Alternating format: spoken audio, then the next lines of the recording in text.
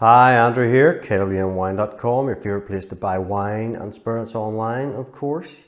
Today we're trying the Bodegas Renacer, it's Milamore 2015. So in the previous vintage 2014, this was called Enamore.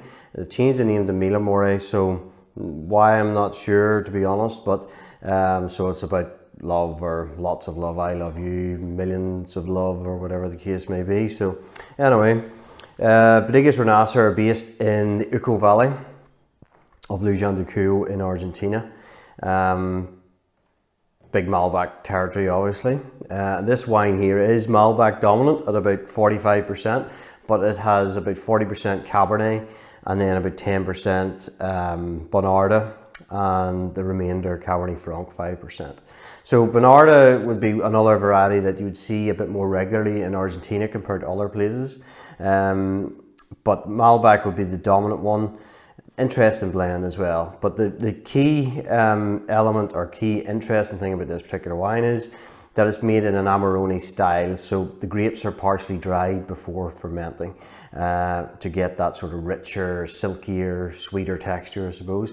And interestingly enough as well, in Bodegas Renacer, Marisa Allegrini is a partner in this particular wine, or as a hand in making the wine, along with sort of Alberto Antonini, who would be a very high profile flying winemaker from Italy. He helps out here too, so he seems to be everywhere in the world, this guy. Clearly very good at what he does.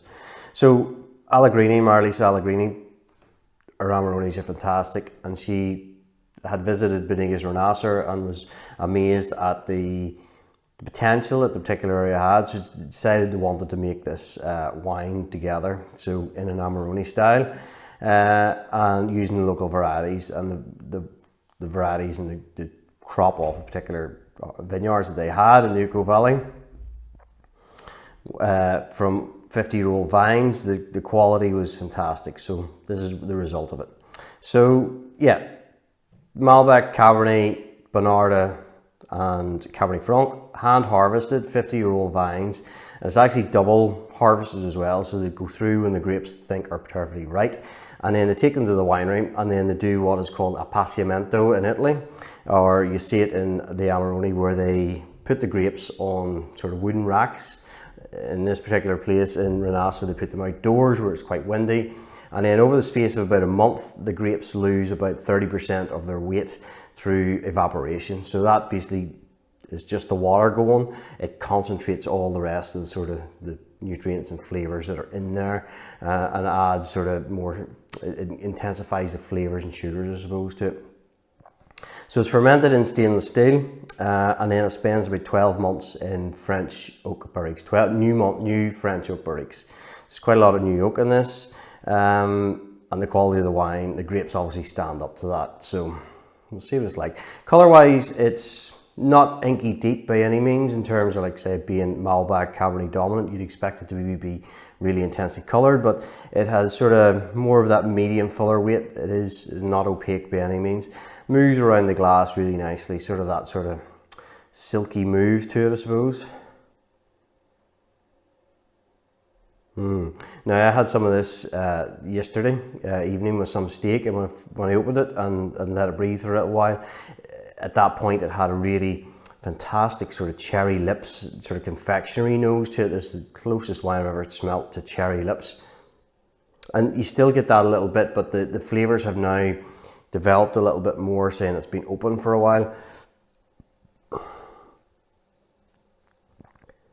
More herb nuances coming through, a bit of graphite in there. You get those cherry flavours coming through. Certainly that sweetness in there too. Very much, you can see the sort of the Amarone, the dried grape sort of notes to it. Those sort of slightly dried fruit notes.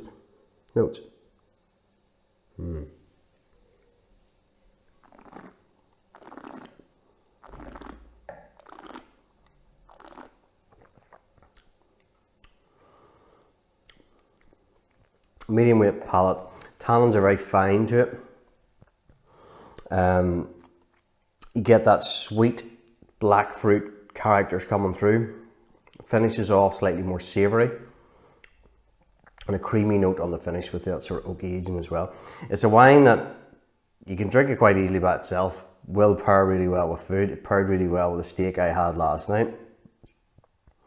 And, you know, for what you spend on it compared to what you spend on maybe Amarone out of Italy, it's a really nice option, particularly if you like those white reds that are maybe slightly sweeter to the taste profile, such as your Amarones.